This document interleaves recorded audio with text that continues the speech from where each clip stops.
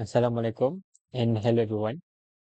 Today, my group is going to present the Find a Gene project for Bioinformatics 1. So my group consists of me, myself, MASZAMANIE, HAFIZAL, Ang Chunwei, and one RAUDHAH. Okay, so for this project, we choose a protein that is very important in cancer biology, which is cellular tumor antigen p53 isoform B, with the accession number of NP0011119586.1, and it's from the Homo sapiens.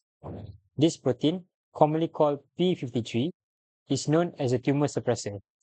It helps control the cell cycle and can trigger cell death when DNA damage is detected, which is why it plays a big role in preventing cancer. So, for the next slide, I'm going to talk about step 1, which is selection of protein. For step 1, we started by selecting our target protein. We choose p53 isoform B because of its crucial role in controlling how cells grow and divide. This protein is encoded by the TP53 gene and is well known for helping maintain genetic stability in human cells. Next, for step 2, blast search. In step 2, we perform a T+N search using the protein sequence of p53 isoform B. We search against the Express Sequence Tags EST database to find any DNA sequence that may match this protein.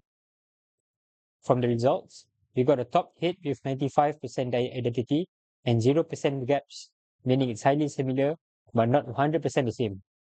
We also found some conserved regions and small differences which might indicate a variant of novel isoforms of the protein.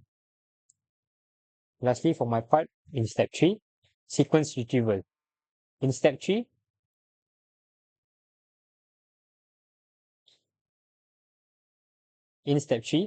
we extract the matching sequence from the EST result. We then compared this new sequence with the original reference protein. The alignment showed slight difference, which could mean that this is a novel variant of p53. This is interesting because even small changes in such an important gene might have big effects on how the protein works, especially in cancer-related functions. So here we can see from the report, we selected cellular tumor antigen p53 isoform B from the Homo sapiens with the accession number of NP0011119586.1. And for step 2, we perform the T+N search with the accession number with the database format of EST. And here is the screenshot results of the T+N and also the results. And for step 3, this is the results. And that's all for my part. Let me now pass to the next presenter to explain step 4 and beyond. Thank you. So, my name is Ang Chunwei, and for this presentation, I'm going to discuss for the step 4 and step 5. So, what is the purpose of the step 4? In this step, we aim to confirm whether the protein sequence we found is novel or already known. To do this, we use the BLAST-P to compare our sequence with the NCBI non-redundant protein database, which is NR database. So how was it done?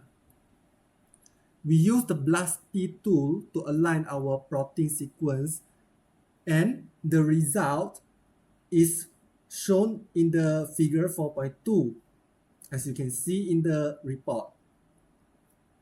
So what do we found in the result? The results show that there is a high similarity to the several known p53 isoforms, particularly in the human and primates.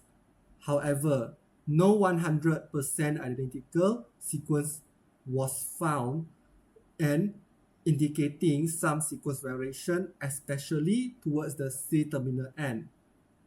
This suggests that the sequence might be representing a novel isoform of the p53 gene, possibly due to the alternative splicing or mutation variation. So next is for the step 5, which is the multiple sequence alignment.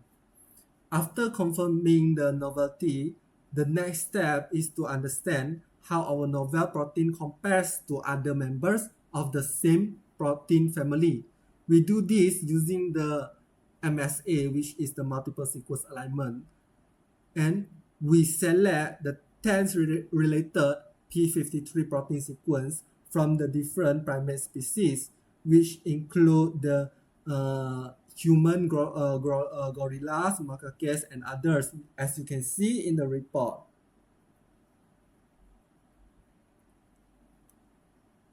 So we also include both our original query proteins and our novel protein.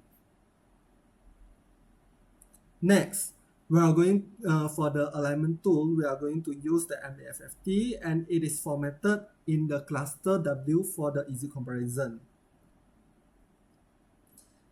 For after the job has been done, we observe that most region, particularly the core domain of the protein, were highly conserved across all sequence, showing their functional importance. However, our novel sequence had minor substitution and insertion, especially near the N and the C terminal region. So in conclusion, these changes could result in the functional differences or regulatory changes, which might be significant for understanding the P53 diversity and its role in the cancer. And that's all for my discussion for the step 4 and step 5. I'm going to pass to RAUDHAH for discussing the step 6 and step 7. So for the next step, which is the phylogenetic analysis, we constructed a phylogenetic tree to understand the evolutionary relationships of our novel protein compared to other related sequences. So we use Vega software and perform a never-joining analysis, which is a distance-based method. The multiple sequence alignment was prepared using muscle. This is aligned by muscle, ensuring all sequences were properly aligned before tree construction. So next we will construct the tree, phylogenetic tree. This is the outcome of the phylogenetic tree. And this is where we select topology only. So after that, we applied the Poisson correction model to compute evolutionary distances in terms of amino acids substitutions per site. So this is the outcome of the bootstrap never-joining tree with Poisson model. Additionally, we carry out bootstrapping with 500 replicates to assess the reliability of the tree branches. The resulting phylogenetic tree showed that our novel protein P53 isoform classes closely related with other primate P53 proteins, confirming its evolutionary conservation. However, small differences in branch length suggest that there could be functional divergence or isoform-specific variation within this protein family. So for the next step, which is the biological significance of the novel gene, we evaluated the biological significance of our findings. The P53 protein encoded by the TP53 gene, which is a key tumor suppressor involved in regulating the cell cycle, initiating DNA repair, and triggering apoptosis where DNA damage is irreparable.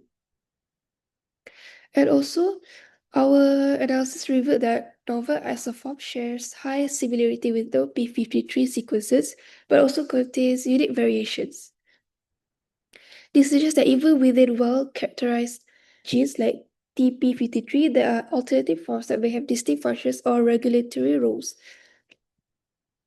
Understanding this isoform is important because it could impact cancer development, response to therapy, and the broader understanding of genetic diversity in humans. So that's all for our presentation. Thank you.